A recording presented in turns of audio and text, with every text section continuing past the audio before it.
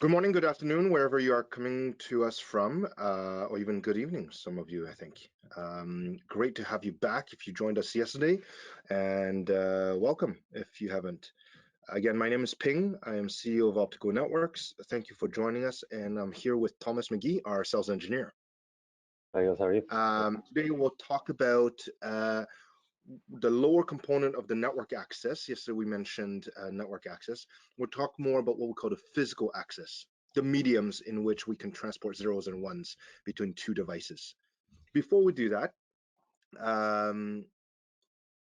again, we introduce ourselves. Thomas, a few words here, and then we're going to go and do a quick review of yesterday's. Hi guys. So the kind of style we're going to be doing for our presentations and the way we're going to go through them is we're not going to ask you to hold your questions to the end. If there's a point where we're saying something and you have a question you want to ask on it, or even pops up something that's a relative topic that you want to ask on, just fire away, raise a hand and ask a question anytime. We will have a survey at the end as well, so if you feel that at any point there's kind of some ways we could maybe improve the way we're presenting it, some areas we could delve into more, or just any recommendations in general, please fill them out at the end. And also we will be recording this entire session, so it will be available on YouTube at youtube.com/optical.net, optical networks, if you're looking to see this afterwards again, or else send it on to someone else who may find it useful. Thank you, Thomas. So this is a series of webinars. I think our team has scheduled something like 12, 15 plus webinars over the next few weeks, taking advantage of the time we have to spend at home right now. Each webinar is scheduled to be about 20-minute long, plus some questions and answers. So let's dive into it. Before we talk about physical access, I thought we could do a very, very quick review of the stuff we talked about yesterday. So let me just bring up the slide deck from yesterday, and we will zip through it very quickly. So Thomas talked about how a network is just an entity to connect two machines, a person to a machine, two places. It may be localized, it may go over the internet, it may connect lots of devices or low number of devices. One big thing that Thomas mentioned yesterday was that it can go through many devices. So many routers that can go between you and us right now. The very easy way to create an analogy of networking is to think about a postal system or a parcel shipping system. We use the example of if Thomas went on Amazon right now and ordered toilet papers, it would go into a box. So toilet paper is called the payload. It goes into a box that's an envelope, that's a layer. It may go into another box, and then we slap on the label that has a ship to and a from, that's your to and from address. And the address has different layers into it. We'll break that down over the next few weeks, over the next few webinars. Yesterday was all about the nomenclature, the vocabularies that is used in networking. In networking, we often talk about layers. There are two main models in networking layers, OSI model and the TCP/IP model. I recommend we focus on TCP/IP model. It's a little simpler and it's a little bit easier to explain. We talk about layer 2 networks. These are networks where the broadcast will stay in that network, and layer 3 networks will connect to multiple networks. Again, we will go through that in much more detail, I think tomorrow actually. And then different languages: switch, layer 3 switch, router, wireless access point, firewall, VPN. Okay, let's jump into today's. So today we're going to focus on that physical medium, the physical layer. These are, you can think of it the wire, but it's basically the medium on which we are transferring zeros and ones. And this is a diagram, just a generic diagram to show a few of them. We'll talk about cellular access, right? So your cell phone right now is using LTE. We're moving into 5G. Sorry, the NFC and Bluetooth should go on the wireless side. We talk about Cat5 or Ethernet cables. We talk about wireless. Wireless has a lot of different technologies, including Wi-Fi, including NFC or Bluetooth. We will correct that, those logos. And then last but not least, optical fiber. And even in optical fiber, there are different technologies within it. Multi-mode, single mode, for example. We'll break those down for you, explain a little bit of history, but also the advantages and disadvantages of each of them.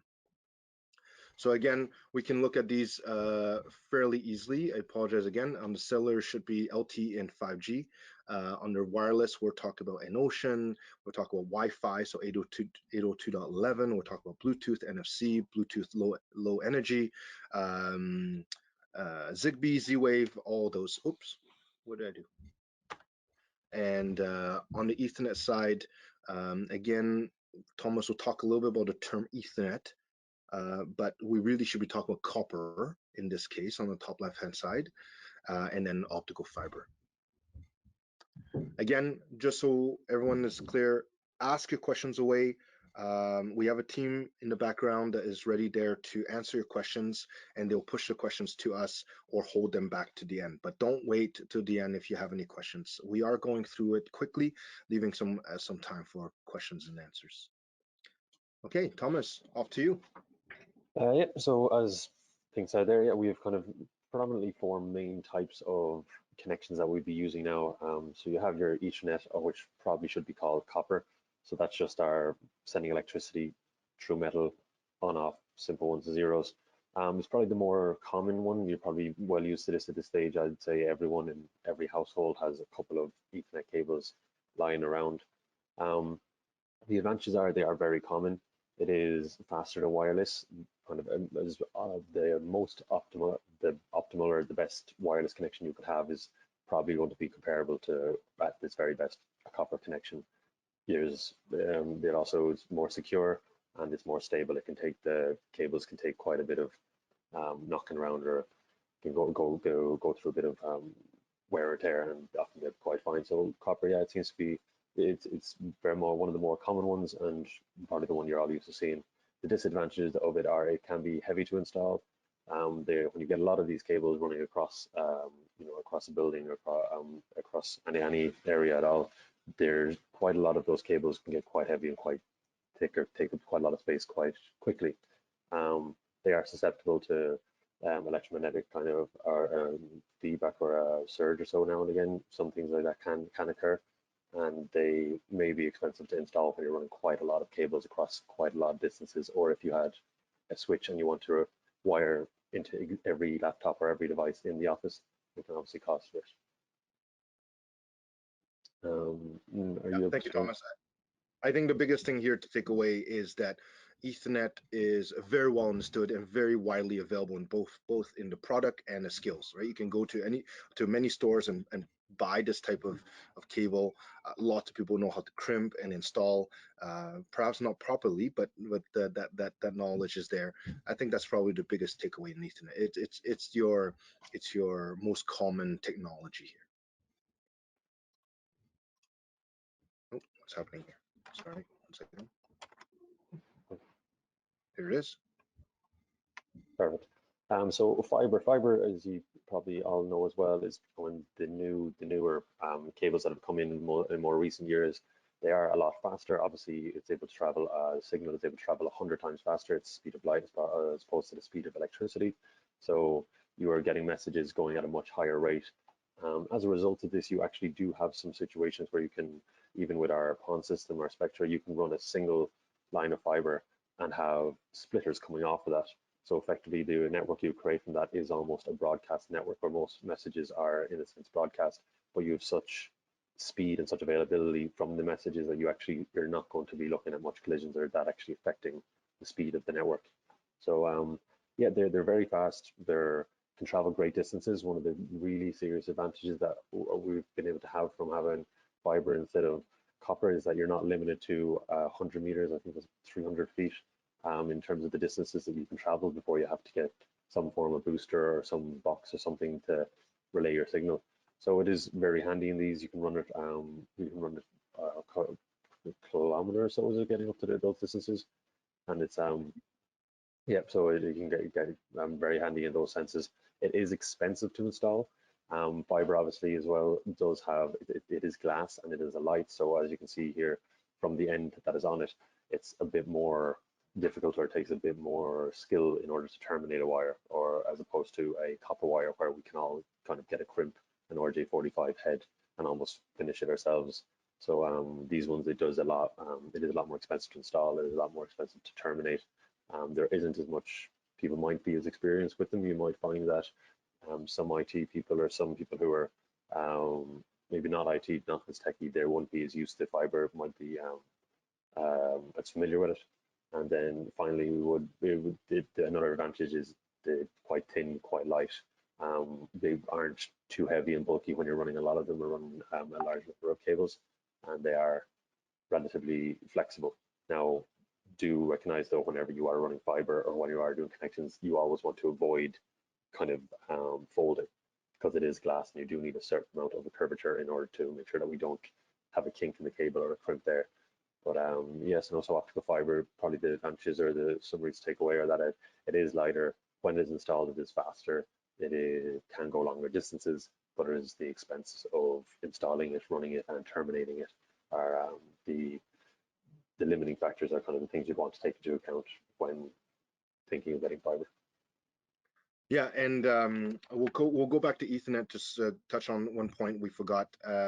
When you look at standards in fiber, there are two main types of fiber, what we call multi-mode and single mode. If you've seen orange fiber optics or blue, baby blue colors, these are multi-mode fiber. They were originally intended for in-building optical fiber um, cables, and then there's a single mode fiber, the yellow one, fairly bright dark yellow cables. These were originally intended for transatlantic, across towns, across cities, fairly large distances. But with the technology evolution, single mode is now cheaper and faster than multi-mode. So our recommendation is to use single mode. You also hear the term of OM1, OM2, OM3, OM4, OM5, and I think even goes beyond that. OM is a multi-mode standard, one through and above. Basically, the higher the number, the higher the standard is, the more performance you get out of it. Big recommendation: do not use OM1. It is so old that you're going to get into a lot of trouble. So at the minimum, use OM2, but again, even there, look at using OM3. And on the single mode side, you'll hear OS1 and OS2. They're pretty much interchangeable. There is obviously a difference, but we're not going to go into that, and it's not too important for most of us. So OS1 and OS2 are the single mode standards that you're looking for. Um, let's go back to Ethernet side and talk a little bit about the standard terms, the categories they're called in Ethernet. Again, we should call them copper cables. But in Ethernet, we're talking about typically Cat5 as a general term, or Cat6 as a general term. But quickly for everyone to understand, Cat5 was defined for 100 megabit per second transmission up to 100 meters or 300 feet. Then they enhanced it with Cat5e to get it to 1 gig. But really, you should be using Cat6 for 1 gig. For 1 gigabit per second of transmission, bidirectional, at up to 100 meters, 300 feet. There is other categories, Cat 7 and even above that, or Cat 6A. Cat 7, I believe, gets us to 10 gig. Is that right, Thomas? Do you know that one? I think so, yeah. I'll have to double check, but I think it's getting up around there. Yeah, but I think it's like the thickness of our thumb, so Mm. it's quite It's thick. quite difficult to maneuver around if you're trying to run that cable yourself. It does get, you have to wrestle with it. Yeah. Yeah, so again, we're not going to go into all the details, but when you look at standards, specs, or if one of your clients asking you which one should you use, contact a structured cabling company, or do some research, look at Cat 5, Cat 5e, Cat 6, Cat 6a, and find the right setting for the right category for you. Right, Thomas? You're up. So then we're going down to our wireless. So I believe if you saw yesterday's one, we were just mentioning wireless. There's a difference between router, or what that you find in your house, what we can generally consider a router, and then what you have in a network, in a larger network where you have switches and switches and gateways, potentially firewall. So in this situation, an access point or a wireless access point will often be um, effectively, you should view it as a switch that has wireless connections, so everything connected to it is wireless, but the connection it has back to another switch or back to the main network is wired itself. So these would be very flexible in terms of it's very easy to have someone come into an office space, come into a lobby, anywhere, and just jump on your wireless connection. It's quite flexible. It's very flexible in that sense and allows a lot of people to connect to the same connection without having to be sharing wires or swapping them over. It's very low in terms of cost that you can have it put an AP in an office space, broadcast that out, and that's everyone connected. So in that sense, it is a bit cheaper, but you will also have to be aware that these people will all be trying to connect to the same AP across the same area. So you are there is collisions. It is a bit slower as you have to wait for a period on the network or a broadcast period where you get a bit of time where you get your allotment when you can send a signal. So there's advantages and disadvantages to it. There's a few different types of, you can have your Bluetooth, your NFC, a few different types of ways that you can have wireless connections between devices. You can have, as you say there, as I was mentioning, you can have the end users all connected to it, but you can also have certain networks set up where you might have a point-to-point. You might be using some ubiquity units or so, where you have an actual section of the network is wirelessly connected. So there's a lot of times where maybe you're going across a building, across a road, and it just isn't feasible to run cables. So in these situations, again, very low cost of install, not having to go digging up trenches or anything. But in that cost itself, you do have a slower. It's not going to be as good as a connection if you had a wired connection or a fiber connection coming across. So it's quite handy in terms of you'd need to decide how good does that connection have to be, how much are you relying on it. If there's only one user, probably you can definitely have a lot of people connected over wireless. Now, when it comes to the actual breaking down of the on-off signal, or as we say, everything breaks down to ones and zeros. The way we have 2.4 and 5 and these signals is you actually have your frequency, so that's 2.4 gigahertz and 5 gigahertz. So 2.4 can travel further, 5 you can get more data in a certain amount of time. So if you can think of a frequency, a graph there, you have your ups and downs. The more intricate they get, the more periods you have where you can have an on and off signal. The more periods you can have where you have an on and off signal. However, they actually can't travel as far. That's why your radio waves, they've been around for years. They can travel vast distances, and your 5G can't reach the same rooms as your 2.4G. So there are the different types. It does have a thing when you have your on and off wireless.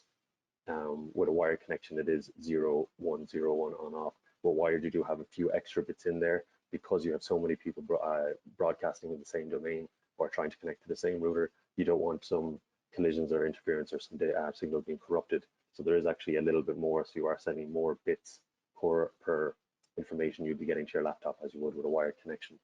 So advantage lower cost of install, compatible with a lot of devices, better accessibility and everything, but it is not going to be as reliable or fast as a wired connection, and it is subject to interference, or it does need further steps to be taken to make sure that the data isn't corrupted. Yeah. So just to summarize what Thomas said, I think wireless is excellent to look at when cost of installation is a main concern, but you have to keep in mind reliability, especially when the number of users, the number of clients on the wireless technology increases. If we talk about a point-to-point or a few clients to a hotspot, a hotspot is pretty reliable, but when you start having a lot of clients, because of just nature technology and interference and collisions, wireless is less reliable for that. Okay, Thomas?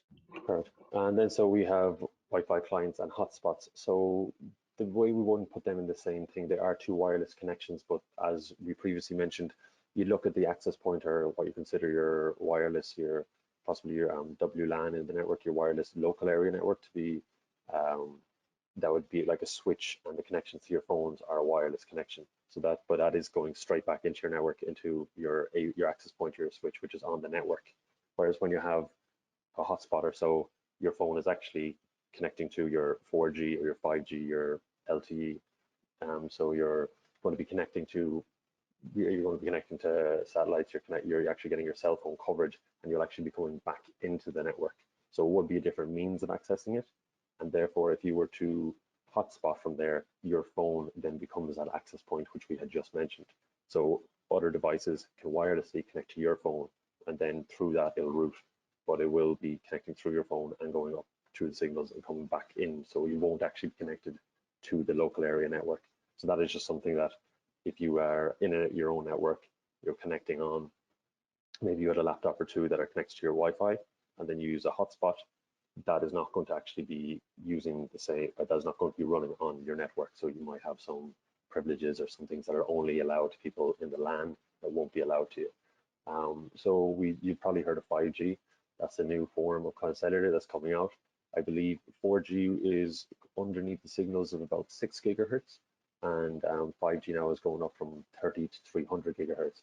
So obviously you're getting a lot more room for data, a lot more on-off bits. So a lot more types of data to be covered in the one area. So 5G does look as if it's going to be quite a jump over 4G, a lot faster.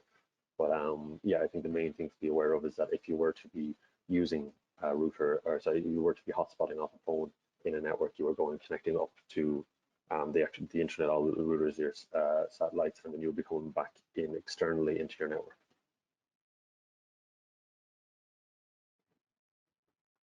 Um, yeah. So about that. Oh, Yes. So in summary, Ethernet or copper Ethernet cables are widely available. They're quite stable, and a lot of people know how to use it. Just keep an eye on the size, the weight, and definitely the distance. It is limited to 300 feet in terms of distance. Strong recommendations to keep it about 80% of that. Optical fiber is light, it's fast, it's much lower cost today with the investment in technology, but less people know how to use it. So um, uh, it may cost more to install fiber optics. Wireless, there's a lot of technologies in wireless, everything from NFC, very, very close range, low performance, all the way up to your 5G that's coming out. It's going to revolutionize our industry and our world, really. Much lower cost of installation, but you have to keep an eye on interference, on reliability, especially when the number of clients go up. And when we're talking about cellular type of technology, there is a cost associated with it, an operating cost associated with it. Wireless clients, sorry, Wi-Fi clients and hotspots, use it as you need. Just be careful a little bit of how you use it, because it is jumping around different places. It does open up uh, an entry to your network. We're not going to provide too many recommendations here. We want to give you as much as possible information and education here, and we'll go from there. Sorry, and if you have any questions, reach out to us and we can help you on a case-by-case basis on selecting the right ones. Um, I think in many cases you'll see a combination of copper, fiber, and wireless. It's just very typical. Yeah. Okay, let me just check here, Thomas. I believe we have one question.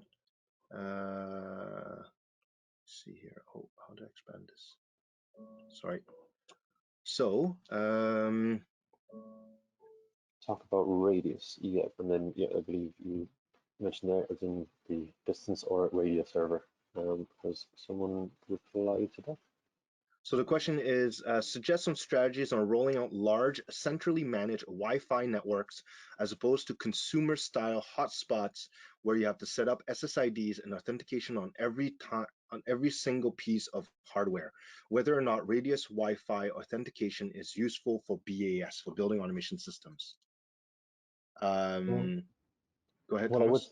yeah, I would say that building automation systems are, so this is would be an OT network as opposed to IT. So I know that a lot of the times when you have large networks with IT, so that's the information, it is kind of what you're trying to protect, is quite, can be very sensitive. So anyone can walk up if they have Wi-Fi with a wireless device and try connect. So your ICE servers, your radius servers are extremely important. I don't know now how much, depending on your BS or your BS system, how it's set up, if you would require that level of security to stop someone jumping on, and maybe because the information you're getting there might be how dim your lights are or how often a security door is opened, some details that sort more about the running of your building as opposed to the information or the serious things inside. So it would almost be, is it necessary in terms of if there is high level security there? I don't know if you'd be getting a radius server for your. Well, I think maybe the question here is that, so first of all, I mean, using consumer grade hotspots dispersed across a large property is really definitely not the right way of doing it. And then each of them have a unique SSID. You have to go and configure each device manually with its Wi-Fi password. That's just not very scalable. But if you provide a centrally managed Wi-Fi network and you want to lock that down, the question is, can you use radius?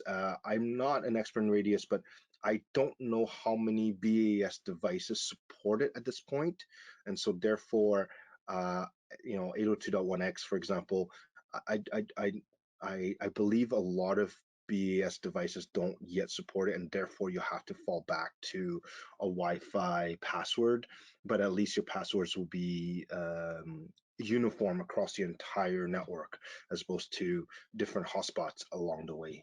Thomas, you have any other comments there? Oh, okay, sorry, yeah, no, I think I understand how you're saying that a bit more there. Yeah, no, I'd be thinking that if you had a radio server, if you had a number of different hotspot areas where you were having to connect, you would almost be looking to get something along the lines of even Mr. Meraki or some wireless devices there. If this is more for having people connecting with it, or as opposed to having devices, or were you hoping to, if you're talking about having a number of devices wireless connected? Actually, wondering how to talk about people. I'd be thinking that you would want to have something that controls the hotspots or access points, one management system or a wireless controller, or maybe something like that, that would allow you to have a uniform system or a uniform SID and set of credentials for logging on.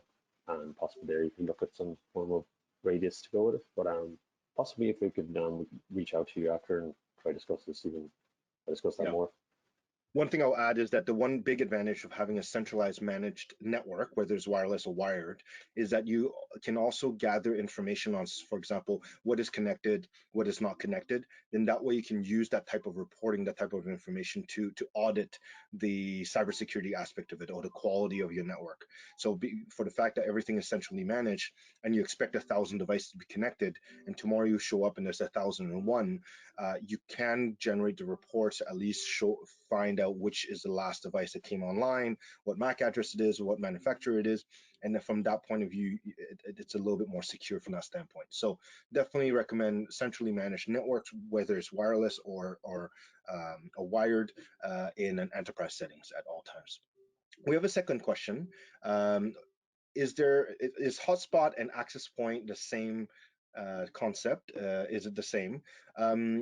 They are interchangeable often, but I think access point refers more to the hardware, and hotspot is it's the network. I'm opening up a hotspot. A hotspot may Mhm. be created by multiple access points, but an access point typically refers to the box. Correct, Yeah, Thomas? yeah. I think often an access point as well refers to when you would have an enterprise network or so. So you will have your firewall, your gateway, your switches, your access point. So that access point is wired into your network. So when you connect to that, that is a wireless connection to your access point, and you are then now on the network.